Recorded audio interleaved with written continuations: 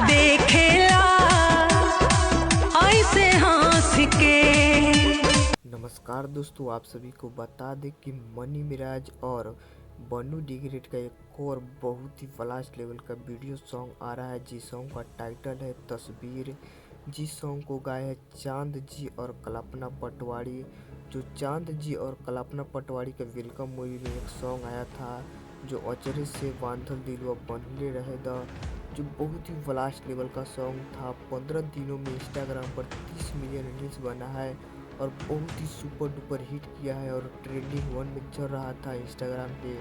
तो आप सभी मनी मिराज का ये सॉन्ग देखना नहीं भूलिएगा। 10 तारीख को सुबह 6:30 पर Sujay music world YouTube channel का माध्यम से रिलीज किया जा रहा है और कल्पना पटवारी और चांद जी भी एक सॉन्ग को गाए हैं। तो आप सभी देखना नहीं भूलिएगा और हमारे चैनल पर नए हैं तो चैनल को सब्सक्राइब कर दीजिएगा। ऐसा ही लेटेस्ट अपडेट पाने के लिए मिलते हैं नेक्स्ट लेटेस्ट अपडेट के साथ। और इस सॉन्ग को लिखे इमरान भाई और उमेश राज और म्यूजिक है गौरव रोशन का और कंपोजर है चांद जी। तो देखना नहीं भूलिएगा और चैनल को सब्सक्राइब कर दीजिए। और मनी मिराज का ओरिजिनल फैन है तो हमारे चैनल को सब्सक्राइब कर दीजिए। Thank you.